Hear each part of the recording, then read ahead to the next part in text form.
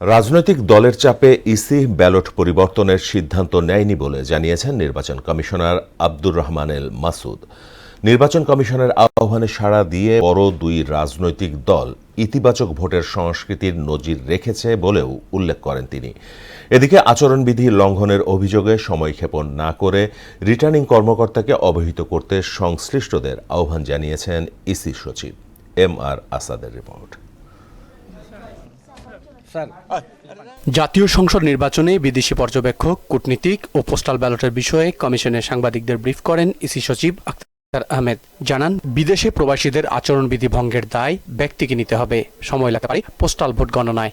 প্রতি ৩,০০০ ভোটারের জন্য আমরা একটা কেন্দ্র করে দিই। 4 লাখ যদি ভোটার হয়ে থাকে তাহলে ৩,০০০ গড়ে ৩,৩২৫ জন্য এতগুলো কেন্দ্র, ধরেন ১২০টা কেন্দ্র, তাহলে ১২০টা কেন্দ্রের যে পৃথকভাবে যে রেজাল্টটা হবে আর ১৬,০০০-এর জন্য পৃথকভাবে রেজাল্টটা করতে তো সময়ের বেশি লাগবে। আমি যদি বিদেশে থেকে আচরণবিধি লঙ্ঘন করি, আমি একজনের পক্ষে প্রচারণা করলাম, সেটা তো প্রচারণাটা একটা জিনিস আর আচরণবিধি ভঙ্গ করা একটা জিনিস। যে আচরণবিধির ভঙ্গটা হচ্ছে ব্যক্তির পর্যায়ে। পরে নিজ দপ্তরে সাংবাদিকদের সঙ্গে কথা বলেন নির্বাচন কমিশনার আব্দুর রহমান এল মাসুদ। ব্যালট পরিবর্তনে রাজনৈতিক দলের পরামর্শ কোনো চাপ নয় উল্লেখ করে বলেন,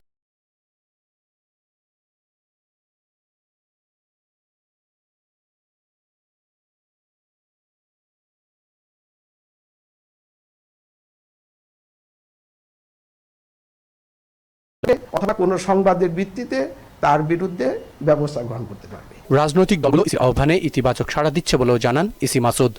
দুই দলের আমাদের নির্বাচন পক্ষ থেকে সাধুবাদ জানাই এবং আমরা মনে করি যে তারা পূর্ণভাবে আমাদেরকে সব দলই পূর্ণভাবে সহযোগিতা করতেছেন, তাদের এবং আমরা একটা ভালো নির্বাচন করতে পারবো বলে আমরা খুব দৃঢ়ভাবে বিশ্বাস করি। নিবন্ধিত সব রাজনৈতিক দল সমান প্রচারণার সুযোগ পাচ্ছে বলেও জানান আব্দুর রহমান এল মাসুদ। প্রত্যেকের জন্য সমান সুযোগ আমরা সৃষ্টি করেছি এবং তাদের উপর কোনো বাধা, যেহেতু আইনি বাধা নেই, তারা নির্বিঘ্নে নির্বাচনে অংশগ্রহণ করতে পারবে। MR আসাদ, মোহনা সংবাদ, ঢাকা।